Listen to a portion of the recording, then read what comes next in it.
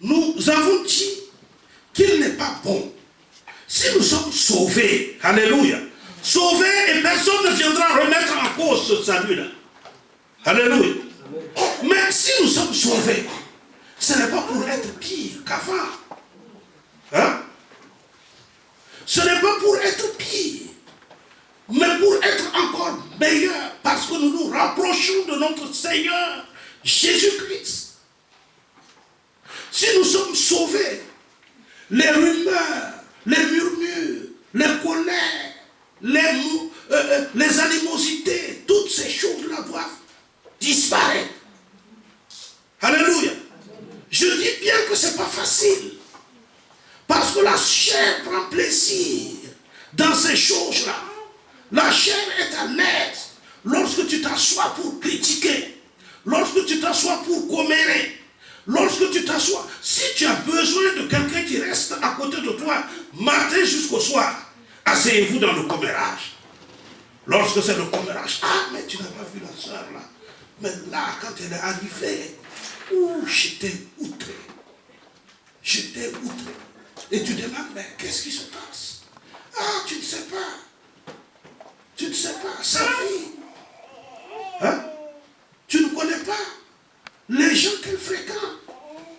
Tu ne connais pas. Donc, toute la vie de la personne est étalée. Alléluia. Et ainsi de suite, on passe en revue les uns et les autres. Et c'est mauvais. C'est de la pourriture. Un chrétien ne peut pas rester dans la pourriture. Ce n'est pas possible. Ce qui est pourri, ce qui est dégueulasse, ce qui est abominable, le chrétien ne peut pas avoir plaisir à ressasser ces choses-là et à faire de sa vie une source, alléluia, de pourriture. Quand tu passes, ça sent mauvais. Alors que tu dois porter la présence effective de Jésus-Christ pour contaminer les autres avec la vie que Christ a mise en toi. Alors aujourd'hui, je vais m'arrêter sur un point en particulier, sur la colère. Alléluia. Amen. La colère et le pardon. Amen. Amen. Lorsque vendredi, après la veillée, je suis allé me coucher, le Seigneur m'a parlé de la colère. Et nous avons auparavant traité d'un certain nombre de sujets sur le ressentiment ou la culpabilité ou le fait que l'on s'inquiète, que l'on est inquiet. Tu es un enfant de Dieu, tu es béni de Dieu et tu es inquiet tous les jours. Chaque chose qui passe reflète ton inquiétude. Tu es inquiet, tu es inquiet, tu es inquiet. On a beau faire, Dieu a beau rassurer, mais tu restes dans l'inquiétude. Alléluia. Amen. Ça traduit des points importants. Frères et sœurs, ce point-là est capital. Le point sur la colère. Ce point est capital parce que c'est un danger dévastateur de nos vies. Alléluia. Alléluia. Amen. Dis à toi-même, à ton cœur, je rejette la colère. Je rejette la colère. Je rejette la colère. Je rejette la colère. Je ne suis pas un enfant de colère. Je ne suis pas un enfant de colère. Au nom de Jésus. Au nom de Jésus. Alléluia. Amen. Si je dois définir la colère, je la définis comme étant une émotion puissante de grand mécontentement ou d'indignation intense, ressentie à la suite d'une menace, d'une injustice, d'une insulte réelle ou imaginaire. Alléluia. Amen. Donc Dieu nous a créés tous avec la capacité, alléluia, la capacité de nous fâcher. Nous avons vu que le Seigneur lui-même, outragé devant les transactions immondes qui s'effectuaient dans le temple, Jésus n'a pas hésité Alléluia, a exprimé son mécontentement. En fait, sa manifestation d'indignation était entièrement justifiée. Justifiée pourquoi? La colère de Jésus. Nous faisons cette distinction nette entre cette colère et les colères souvent qui naissent de nous. La colère de Jésus est un mécontentement face au trafic immonde de gens qui sont assis et qui profitent des autres. Surtout des pauvres gens. Et surtout des religieux qui sont assis et engoncés dans leur toge. Alléluia. Et surtout des échangeurs de monnaie et de choses de ce genre. Ces gens-là, le shekel ou l'argent qui était destiné pour acheter les pigeons ou les animaux pour faire le sacrifice, cet argent était différent. C'est-à-dire il y a un shekel pour le peuple dehors, mais à l'intérieur, la valeur du shekel, l'échange, quand tu amènes tes shekels pour faire l'échange au niveau du temple, pour avoir les bonnes pièces, et afin d'acheter les animaux, ces shekels-là, c'était même plus que doublé. Donc quand tu viens là-bas, tu perds 2 fois la valeur de ce que représente ton argent. Et ces gens-là étaient assis au temple. Et les grands sacrificateurs et autres avalisaient toutes ces choses. Et on prêchait Dieu dans ces choses, dans cet endroit-là. Et Jésus était indigné. Il est indigné, fâché. C'est pas possible. Donc, sa colère était dirigée contre des méchantes personnes qui, assis religieusement, exploitaient le peuple. Donc Jésus s'est fâché. Prenons Matthieu 21, verset 12.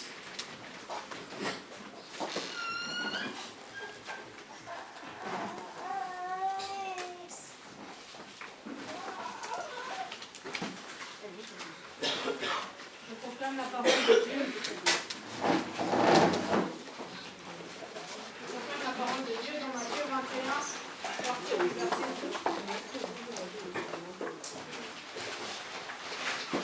Jésus entra dans le temple de Dieu. Il chassa tous ceux qui vendaient et qui achetaient dans le temple. Il renversa les tables des changeurs et les sièges des vendeurs de pigeons. Et il leur dit, il est écrit, ma maison sera appelée une maison de prière. Mais vous, vous en faites une caverne de voleurs. Des aveugles et des boiteux s'approchèrent de lui. Amen. Il est dit que ma maison serait une maison de prière. Et vous en avez fait une caverne de voleurs. Et c'est sur ce point, avoir fait du temple de Dieu une caverne de voleurs, c'est précisément sur ce point que la colère de notre Seigneur s'est enflammée contre ceux qui agissaient de la sorte. Amen. Frères et sœurs, le Seigneur, donc, nous voyons qu'il y a une différence entre son irritation et sa colère déchaînée, amen, et la colère qu'une personne, la rage, souvent, qu'une personne peut déverser sur une autre personne. Alléluia. Prenons Proverbe, chapitre 14, verset 17.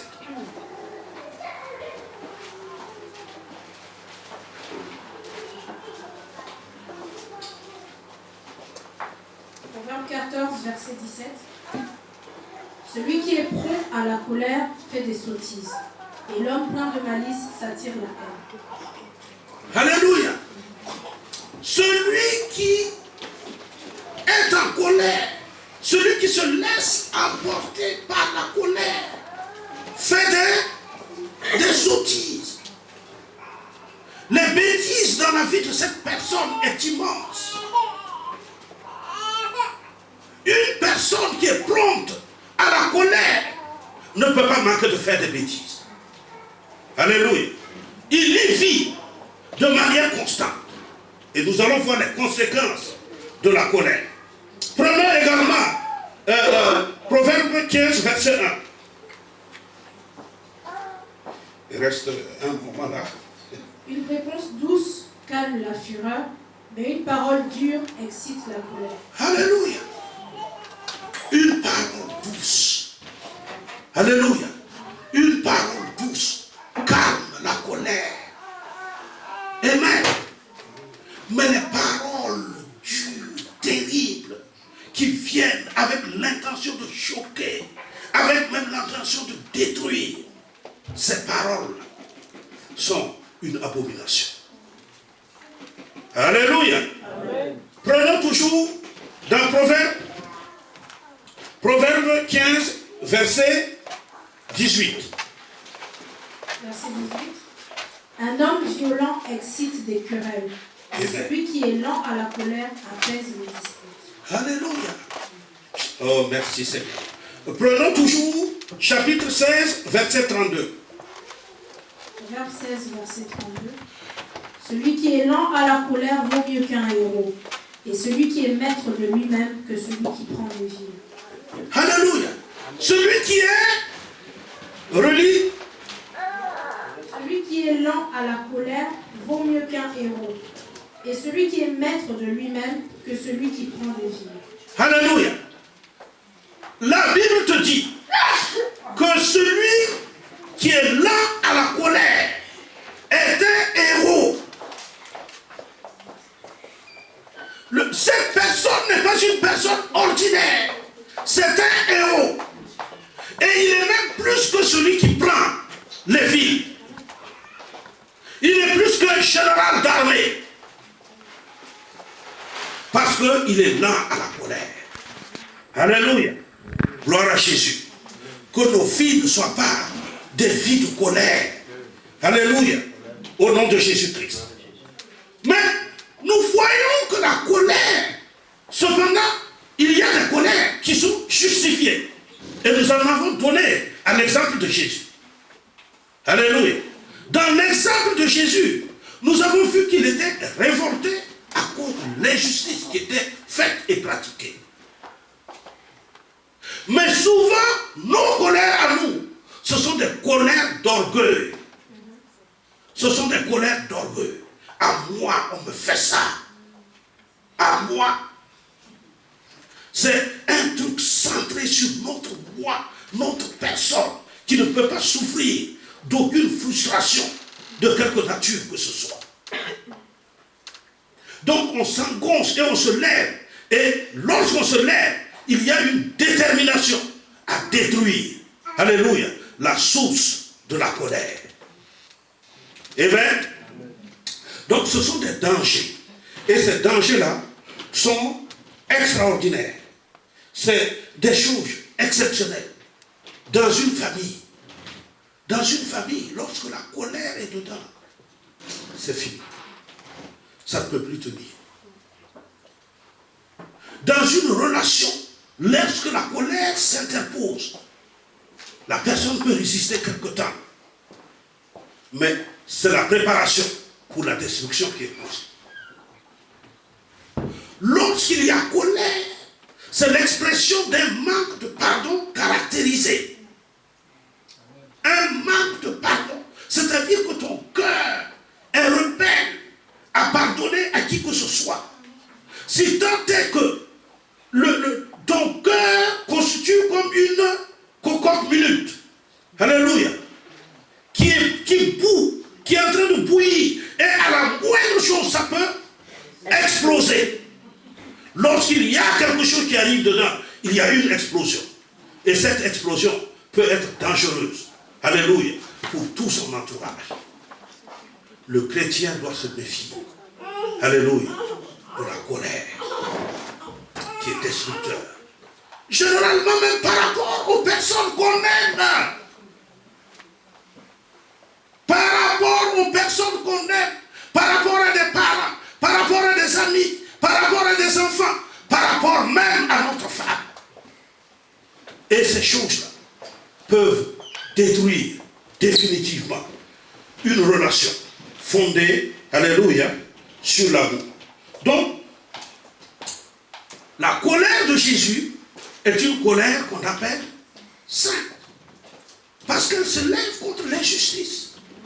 Lorsque Jésus se fâche contre les scribes et les pharisiens, c'est pour leur interprétation légaliste de la Bible. Ils chargent les autres de tous les problèmes. Mais eux-mêmes, ils sont de côté. Ils ne peuvent pas y toucher et remuer même d'un seul bout de doigt. Alléluia. Prenons Matthieu 23, à partir du verset 13. Matthieu 23 à partir du verset 13. Malheur à vous, scribes et pharisiens. Écoutez bien la colère de Jésus. Et comment? Scribes et pharisiens hypocrites, parce que vous fermez aux hommes le royaume des cieux. Vous n'y entrez pas vous-même, et vous n'y laissez pas entrer ceux qui veulent entrer. Malheur à vous, scribes et pharisiens hypocrites, parce que vous dévorez les maisons des veuves, et que vous faites pour l'apparence de longues prières. À cause de cela, vous serez jugés plus sévèrement. Malheur à vous, scribes et pharisiens hypocrites, parce que vous courez la mer et la terre pour faire un prosélyte, et quand il l'est devenu, vous en faites un fils de la Guéhenne 2 fois plus que vous. Malheur à vous, conducteurs aveugles, qui dites, si quelqu'un jure par le temple, ce n'est rien, mais si quelqu'un jure par l'or du temple, il est engagé. Insensé et aveugle, lequel est le plus grand, l'or ou le temple qui sanctifie l'or? Si quelqu'un, dites-vous encore, jure par l'autel, ce n'est rien. Mais si quelqu'un jure par l'offrande qui est sur l'autel, il est engagé. Aveugle, lequel est le plus grand, l'offrande ou l'autel qui sanctifie l'offrande? Celui qui jure par l'autel et par tout ce qui est dessus. Celui qui jure par le temple et par celui qui l'habite. Et celui qui jure par le ciel, jure par le trône de Dieu et par celui qui y est assis. Malheur à vous, scribes et pharisiens hypocrites, parce que vous payez la dîme de la menthe, de la nette et du cumin, et que vous laissez ce qui est plus important dans la loi, la justice, la miséricorde et la fidélité. C'est là ce qu'il fallait pratiquer, sans négliger les autres choses. Conducteur aveugle, qui éliminait le moucheron et qui avalait le chameau. Malheur à vous, scribes et pharisiens hypocrites, parce que vous nettoyez le dehors de la coupe et du plat, et qu'au-dedans, ils sont pleins de rapine et d'intempérance.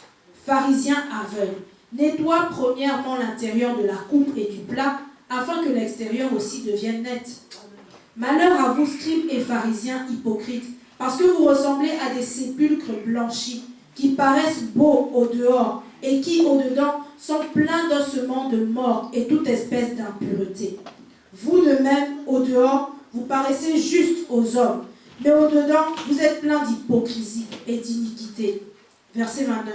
Malheur à vous, scribes et pharisiens hypocrites, parce que vous bâtissez les tombeaux des prophètes et ornez les sépulcres des justes, et que vous dites, si nous avions vécu du temps de nos pères, nous ne nous serions pas joints à eux pour répandre le sang des prophètes. Vous témoignez ainsi contre vous-même que vous êtes les fils de ceux qui ont tué les prophètes. Comblez donc la mesure de vos pères, serpents, race de vipères. Comment échapperez-vous au châtiment de la Guéhenne? C'est pourquoi, voici, je vous envoie des prophètes, des sages et des scribes. Vous tuerez et crucifierez les uns, vous battrez de verges les autres dans vos synagogues, et vous les persécuterez de ville en ville, afin que retombe sur vous tout le sang innocent répandu sur la terre, depuis le sang d'Abel, le juste, jusqu'au sang de Zacharie, fils de Baraki, que vous avez tué entre le temple et l'autel. Je vous le dis en vérité, tout cela retombera sur cette génération. Amen. Amen. Amen. Est-ce que vous avez vu la colère de notre Seigneur? Alléluia. C'est contre l'hypocrisie. L'hypocrisie. Et cette hypocrisie-là, surtout dans les milieux religieux, les chefs religieux, ils sont assis. L'esprit de jugement. Alléluia. Prompte à juger, prompte à critiquer, prompte à voir le petit défaut, en oubliant que soi-même couvre, alléluia, les défauts les plus monstrueux. Alléluia. Mais paraissent devant les autres comme des saints.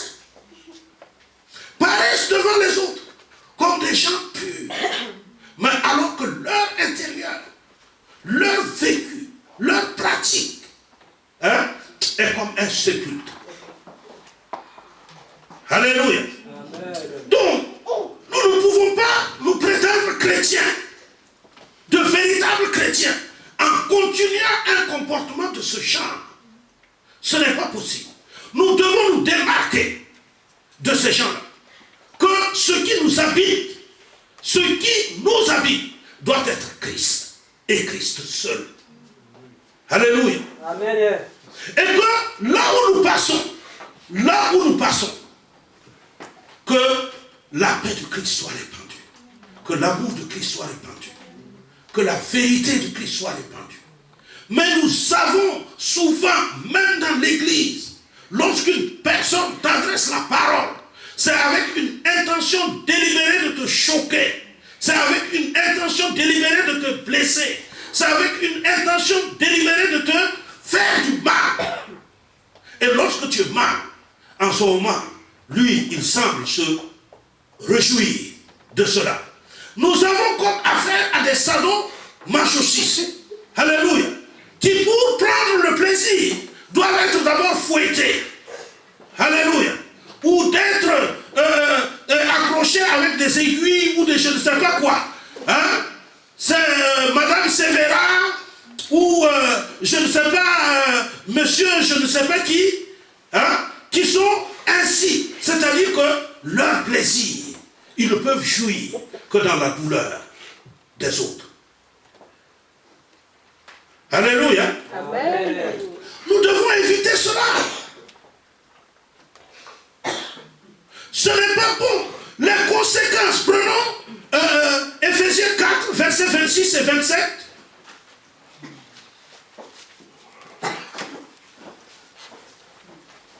Éphésiens 4, versets 26 et 27. Si vous vous mettez en colère, ne péchez point. Que le soleil ne se couche pas sur votre colère et ne donnez pas accès au diable. Amen. Amen. Alléluia. La Bible te dit, il ne dit pas que se fâcher ou la colère est un péché. Alléluia. Mais il te donne un avertissement. Il ne faut pas que par le péché, hein, par la colère, tu pêches. Comment on peut expliquer cela? Prenons le cas de Caïn. Alléluia. Caïn, prenons Genèse 4, verset 6.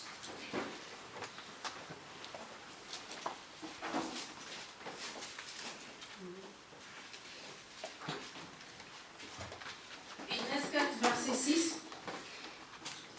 Et l'Éternel dit à Caïn, pourquoi es-tu irrité? Et pourquoi ton visage est-il abattu? Certainement, si tu agis bien, tu relèveras ton visage. Et si tu agis mal, le péché se couche à la porte, et ses désirs se portent vers toi. Mais toi, domine sur lui. Amen. Alléluia. Il dit à Caïn, pourquoi tu es abattu? Parce que tu ne peux pas cacher la colère. C'est un feu qui couvre. Ce feu-là est là et tu ne peux pas cacher. Lorsque tu es fâché contre quelqu'un, ça se voit.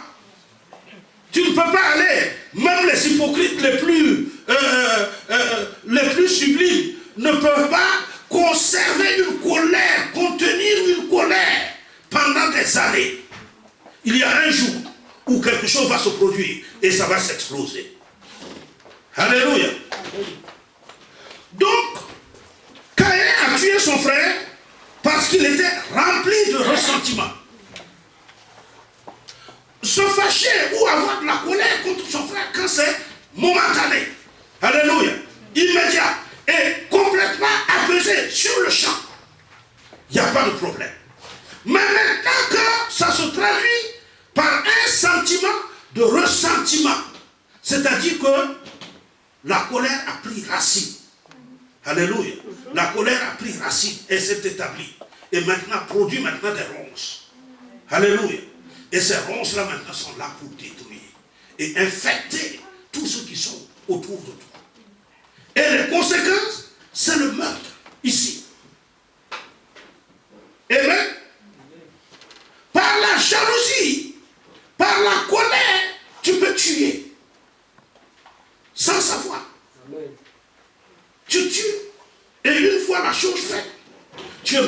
le regret. Ah, si je savais. Ah, pourquoi ça? Et tu deviens inconsolable. La chose n'est pas venue au hasard. Alléluia. Jonas était irrité quand Dieu lui a commandé d'aller prêcher la repentance aux ennemis d'Israël. Mais lorsqu'il obéit et que les Ninivites se sont repentis et tournés vers Dieu, Jonas a atteint le comble de l'exaspération. Jonas était exaspéré parce que c'était les ennemis d'Israël. Il ne devait pas, Dieu ne doit pas avoir quelque compassion que ce soit pour ces gens-là. Et il a expliqué même la raison pour laquelle il a refusé même d'obéir à Dieu pour la première fois. Parce que je te connais. Si je vais prêcher et qu'ils se répandent, tu vas les pardonner. Or, ces gens-là ne doivent pas être pardonnés. Il faut qu'ils meurent. Quand il obéit, il partit faire. Les gens se sont repentis.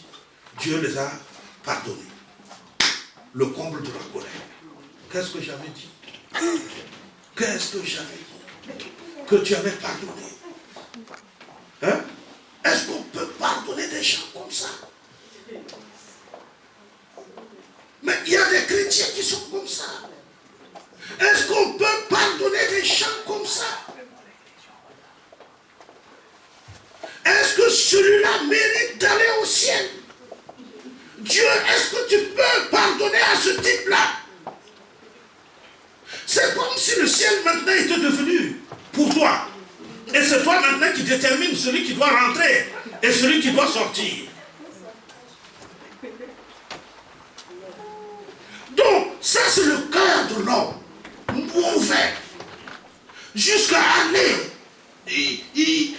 lorsque tu vois des pasteurs ou des hommes de Dieu, souvent, ça me prend plaisir de discuter avec des gens comme ça sur Facebook ou sur quelque chose de ce genre-là. Mais ils prêchent. Quand ils prêchent, tu trembles. Alléluia. Tu trembles vraiment. Tu penses que, mais lorsque tu vas faire un pas dehors, c'est fini pour toi. La hache de l'Éternel plane. Alléluia. Et cherche, alléluia, à couper les têtes. Et malheur à toi.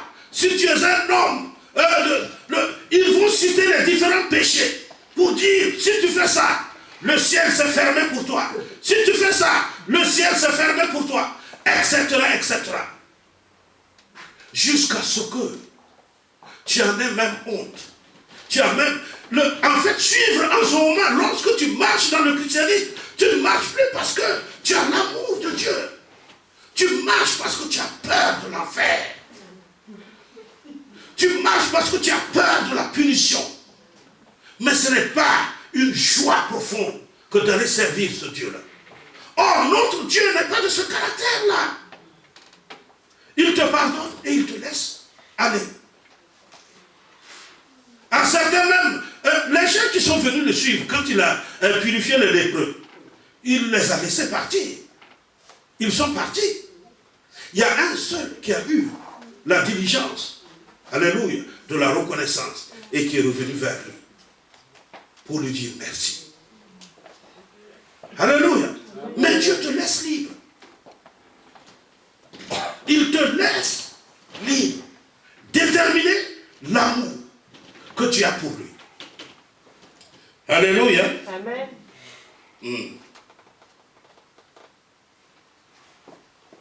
Donc Jonas n'avait pas les yeux fixés sur la volonté du Seigneur, mais sur ses propres désirs et préjugés. Il remarchait son amertume. Alléluia. Et malheureusement, c'est le dernier aperçu que nous avons de sa vie.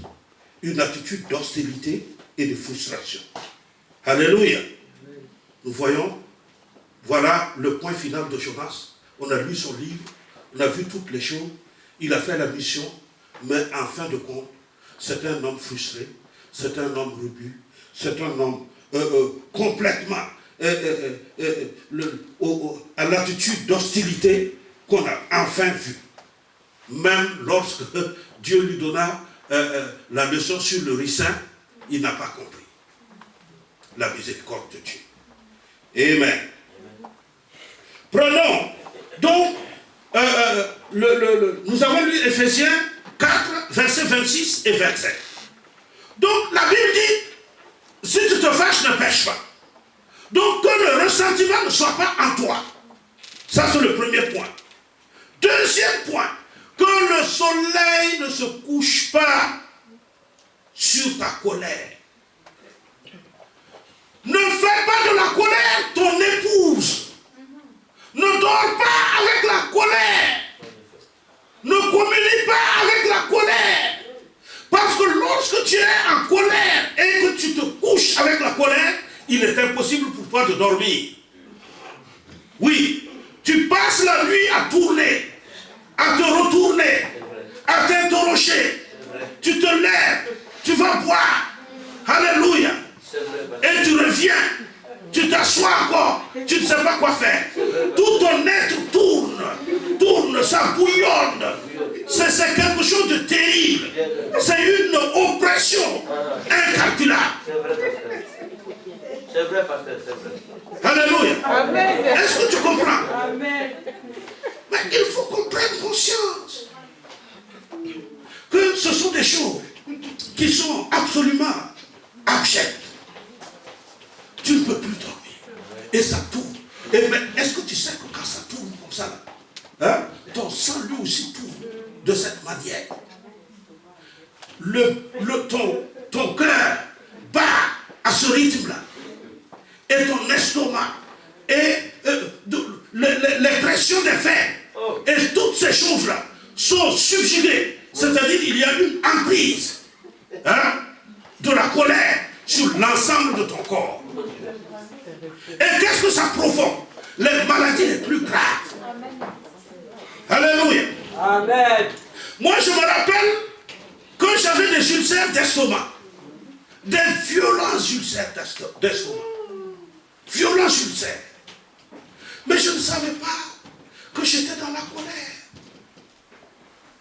Mais je me voyais moi-même souvent alimenter ma colère. Je pouvais regarder une personne et provoquer un affrontement du point de vue de l'esprit avec la personne. Hein? Je provoque un affrontement et j'alimente cet affrontement-là. Je dis, il va me dire ça. Hein? Et voici ce que je vais lui répondre. Il va me faire ça. Et j'imagine les actes les plus abominables qu'il va faire. Et les réponses maintenant que moi je vais opérer. Alléluia. Amen. Et en ce moment maintenant, je bouillonne. Je bouillonne. Je vous ai dit que lorsque le nom de cette fille-là sera toujours dans ma bouche, Sonia, alléluia, lorsqu'elle m'a développé un mensonge des plus extraordinaires, alléluia, mais je dis, je suis sorti, je savais que j'allais la tuer, et je suis allé lui dire quand même, pardon, je t'en supplie, si tu me vois quelque part dans un lieu obscur, et qu'il n'y a personne qui vienne, cours. Cours parce que je vais te tuer. Cours vite. Mais lorsque je la voyais, mais je pouvais me coucher la nuit comme ça, je dors. Je dors vraiment. Mais tout mon être, même dans le sommeil, je ne suis pas en paix. Quand je me réveille, je transpire. Même en hiver, je transpire à grosses gouttes. Et je me lève, je tourne. Il faut que j'aille manger quelque chose. Alléluia. Et que je vienne me reposer. Jusqu'à ce que je donne ma vie au Seigneur. Jusqu'à ce que la grâce et la bonté, la miséricorde et la compassion de Christ viennent dans ma vie. Et que je devienne chrétien. Et qu'on me fasse la délivrance. Jusqu'à la délivrance. Et le jour où on m'a dit de pardonner Sonia, j'ai dit, je peux tout faire, sauf pardonner à cette fille. Si c'est la condition pour que je devienne chrétien, je dis, je ne reviendrai pas, je ne deviendrai pas chrétien. Je ne veux pas. On a fait la délivrance. Bon, finalement, après 3 jours, j'ai finalement accepté qu'on fasse la délivrance. Et de dire de ma bouche, je pardonne. Mais j'ai dit seulement de ma bouche. Mais mon cœur n'a pas suivi. J'ai dit, bon, puisqu'ils insistent, je vais dire, je pardonne. Et puis, je ne suis pas dedans. Je ne suis pas engagé par cette parole-là. Mais lorsqu'on me délivrait, en fin de compte, on a dit, l'esprit de prophétie est sorti dire, tu n'as pas pardonné. Tu n'as pas pardonné. J'ai dit, ah bon?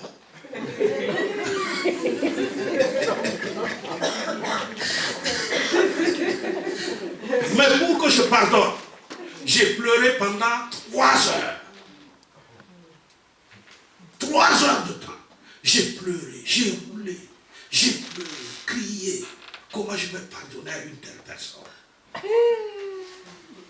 C'était extraordinairement maladie. Et c'est comme ça que la nature, ce caractère, cet esprit nous envahit et nous empêche de nous épanouir dans tous les domaines. Par la colère, tu ne peux pas t'épanouir sur aucun plan. Sur le plan spirituel, tu ne peux pas avoir de rapport avec Dieu dans la colère. Ce n'est pas possible. Alléluia. Deuxième point, sur le plan de la santé, tout ton être, il y a une maladie terrible qui rentre en toi. Et je dirais seulement que lorsque cette maladie arrive, maladie de la colère, elle entraîne beaucoup de maladies, y compris le cancer. Y compris le cancer, qui sont des frustrations des cellules du corps. Alléluia.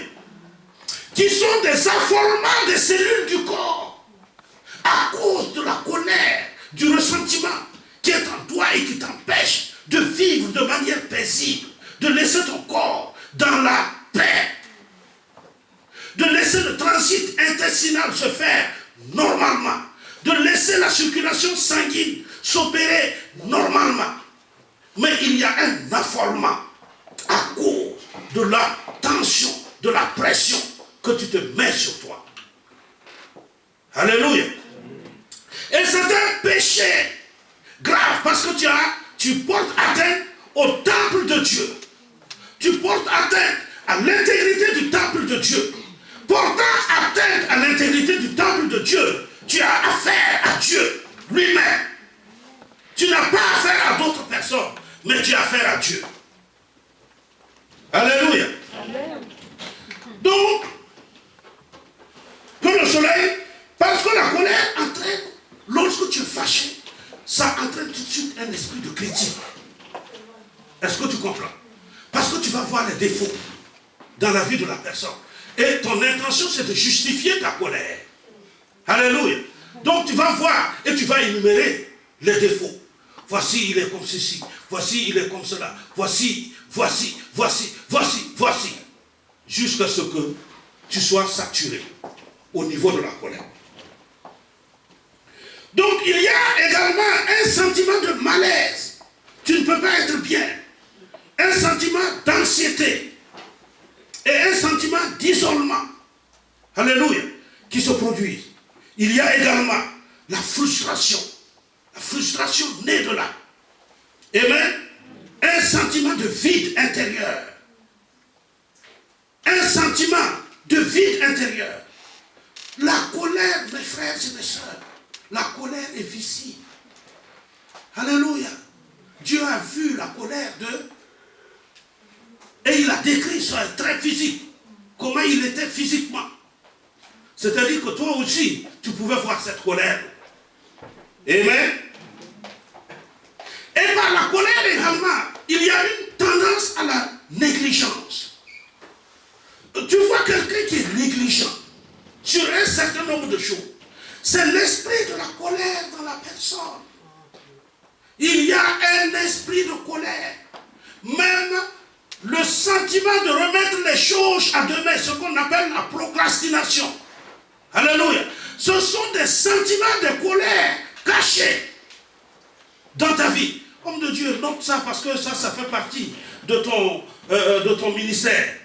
Tu vas rencontrer beaucoup de... La plupart des gens, je dirais la plupart, 99,99% des gens sont dans cette situation. Alléluia. Amen. Donc, ce sentiment-là, un vide intérieur, une procrastination, une tendance à la négligence au travail, une impossibilité de concentration.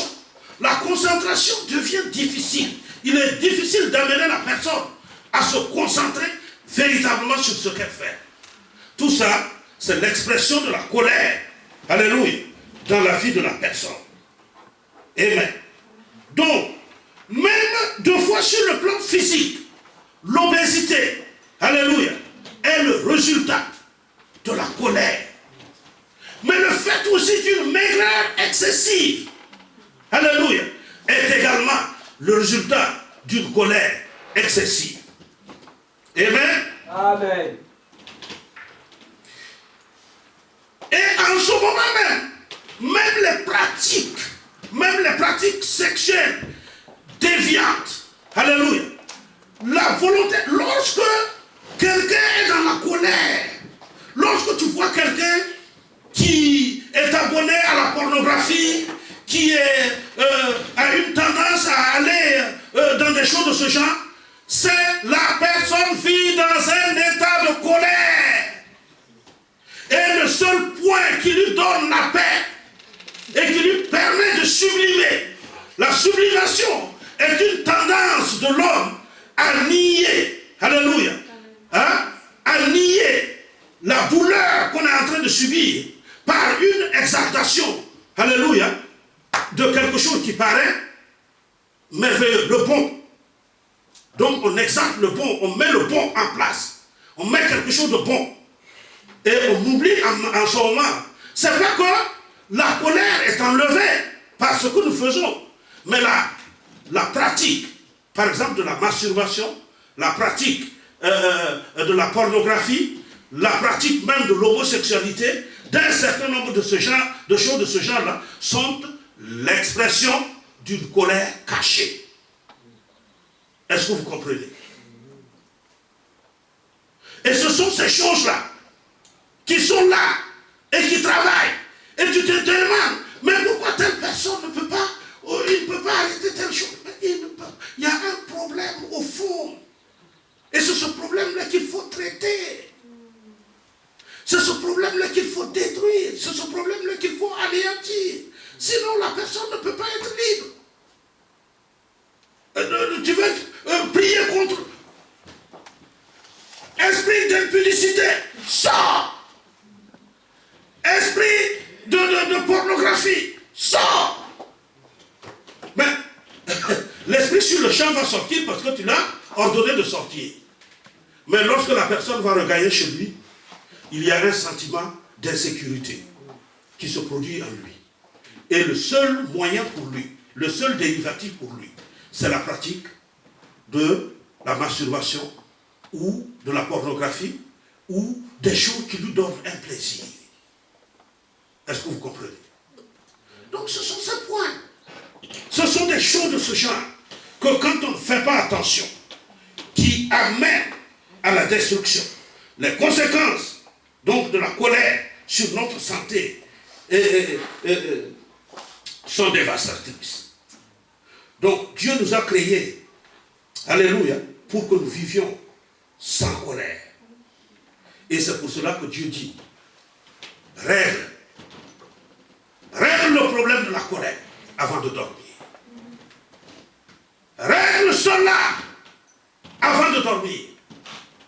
Parce qu'avec ta femme, tu ne seras pas en paix s'il y a la colère.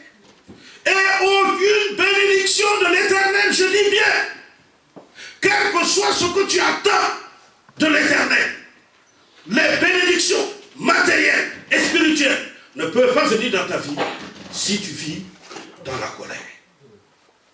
La colère disperse toutes les choses qui veulent s'implanter dans ta vie.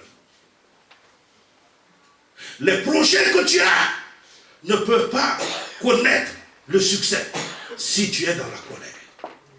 Alors la question, est-ce que tu es en colère? Sois honnête et réponds. Réponds sur toi-même. Ne dis pas non, c'est faux. On sait.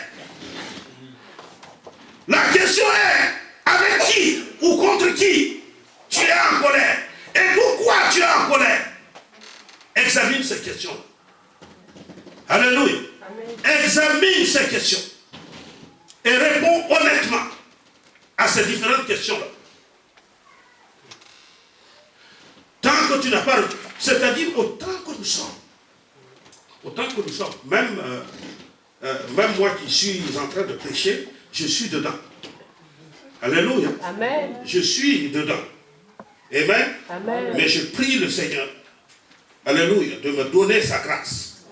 Amen. Amen. Pour que je puisse sortir de cet esprit de colère. Que je ne sois pas un enfant de la colère, mais un enfant que Dieu aime. Parce que mon cœur est disponible et sincère et véritable. Alléluia. Amen. Donc règle ce problème-là avant de dormir. Pourquoi? Parce que cela affecte les gens autour de toi. Quand nous sommes en colère, nous nous défoulons sur quelqu'un. Alléluia. Amen. Regardez les gens qui reviennent du boulot.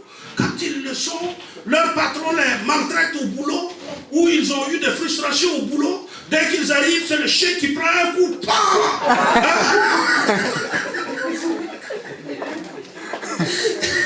Et quand ce n'est pas le chien, c'est la femme, ou ce sont les enfants. Alléluia. Voilà. Nous nous défoulons. Il faut se défouler sur quelqu'un. Il faut que quelqu'un soit responsable de quelque chose. Amen.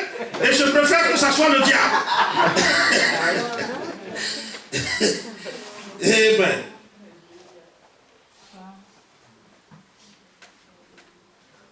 Deux personnes auront des difficultés à vivre ensemble à cause de la colère. Et regardez la manière dont cela peut affecter nos enfants. La colère, tu arrives à la maison. C'est la mère de tes enfants que tu bats. Et les enfants sont là, ils regardent. Imagine seulement un tout petit peu. Comment cela peut affecter la vie de ces êtres-là. Alléluia. Amen. Faisons attention. Vraiment, faisons attention. Amen. Et Dieu ne peut agréer les prières de qui que ce soit qui vit dans la colère. Dieu veut nous combler de bénédictions. Mais il ne peut se tourner vers qui que ce soit vit dans la colère. Alléluia. Amen. Matthieu 6, verset 12.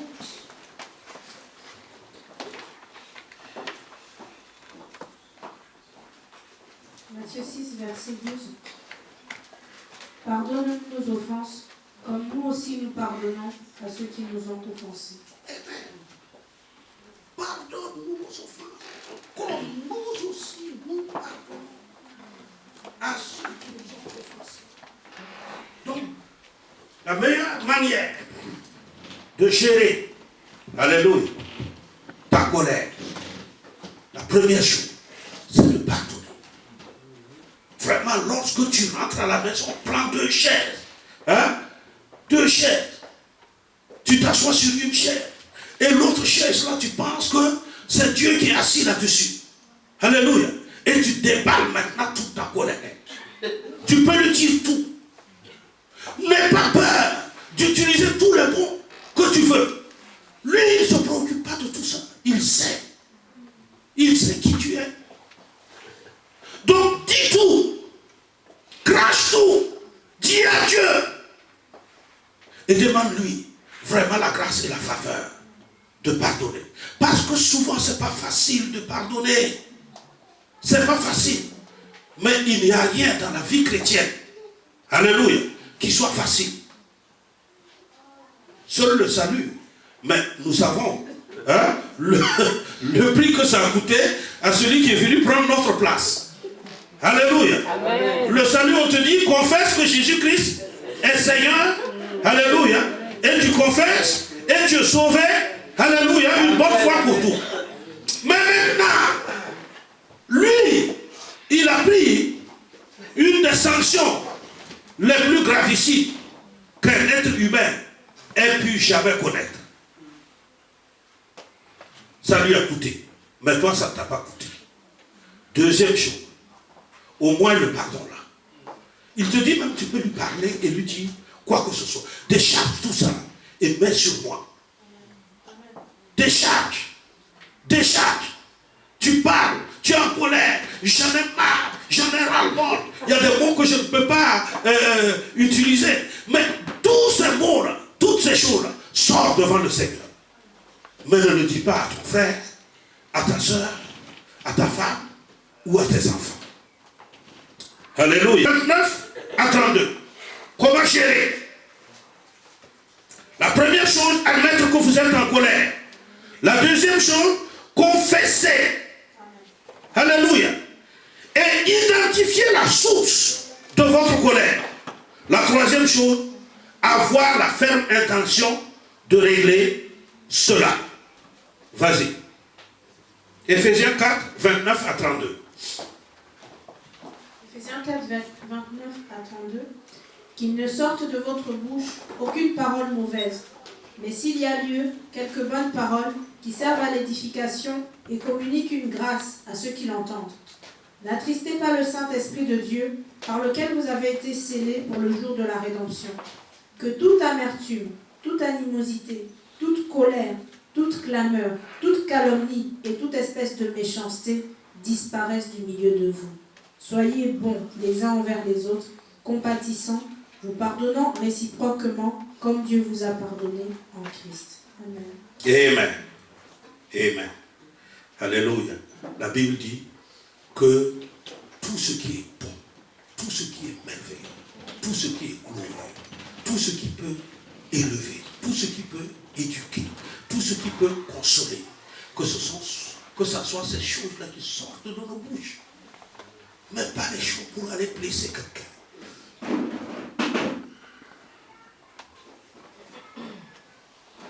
Il y en a qui viennent à l'église que pour régler leur compte. Ah, on m'a dit que tu m'as dit. On m'a dit que tu m'as insulté. On m'a dit que tu m'as critiqué. Ah. Comment tu peux être béni dans cette attitude-là? Tu ne peux pas. Tu as des comptes à régler avec tout le monde. C'est moi seul qui a les problèmes.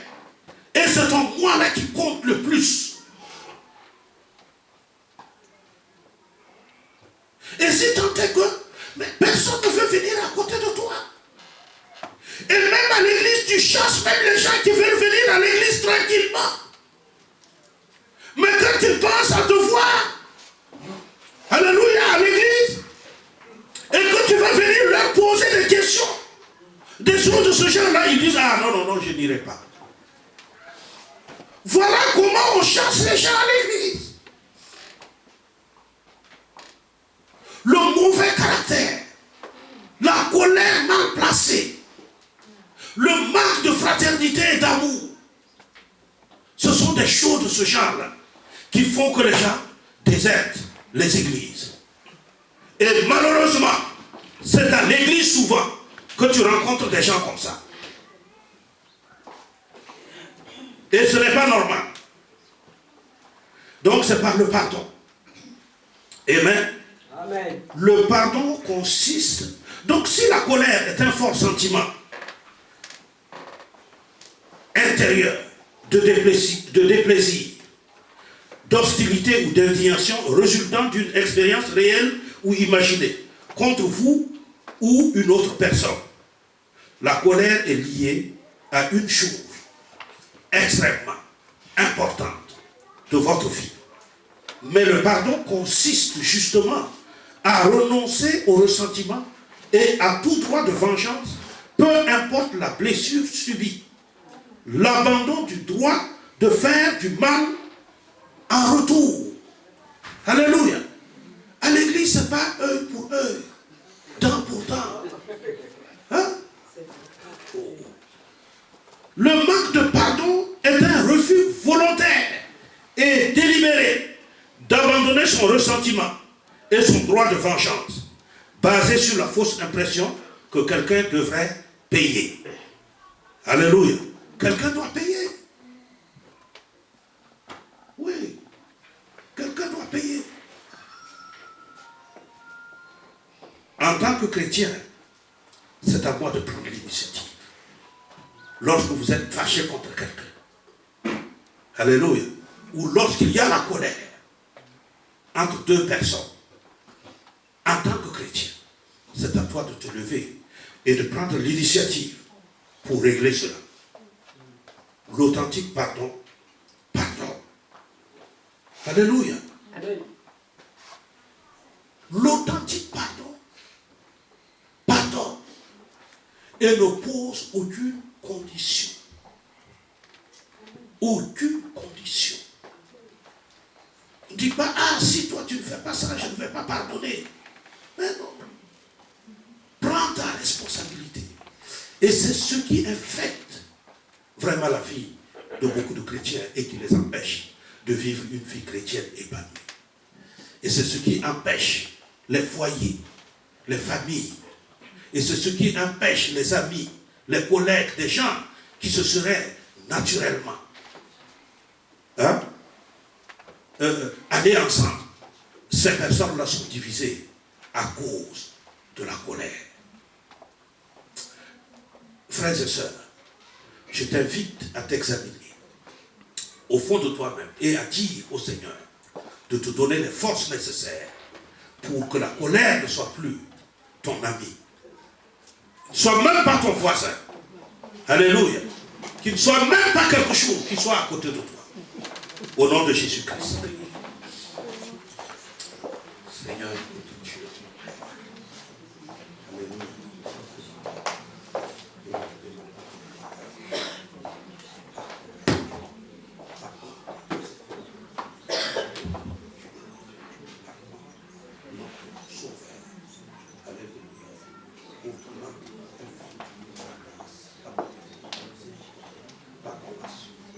Alléluia. Donne-nous, Seigneur, cette grâce. Alléluia. Seigneur, d'être des frères et des sœurs. Oui, compatissants. Alléluia. Demande au Seigneur de te délivrer de la colère. Alléluia. Qu'il te délivre à l'instant de la colère. Oh Seigneur, mon Dieu, éternel des anges. Alléluia. Merci. Merci, mon Dieu. Merci. Alléluia. De la peur. De me délivrer. Au nom de Jésus-Christ. Au nom de Jésus-Christ. Merci, Seigneur. Alléluia. Demande à ton Dieu, alléluia, qu'il te réconcilie avec lui-même. Alléluia. Qu'il te réconcilie avec lui-même. Au nom de Jésus-Christ. Seigneur, je te demande dans ton nom de grâce et de ta bonté de me réconcilier avec toi. De me réconcilier, Seigneur. De me réconcilier. Au nom de Jésus-Christ. Au nom de Jésus-Christ. Père d'amour, Père de gloire, éternel des âmes. Merci. Merci.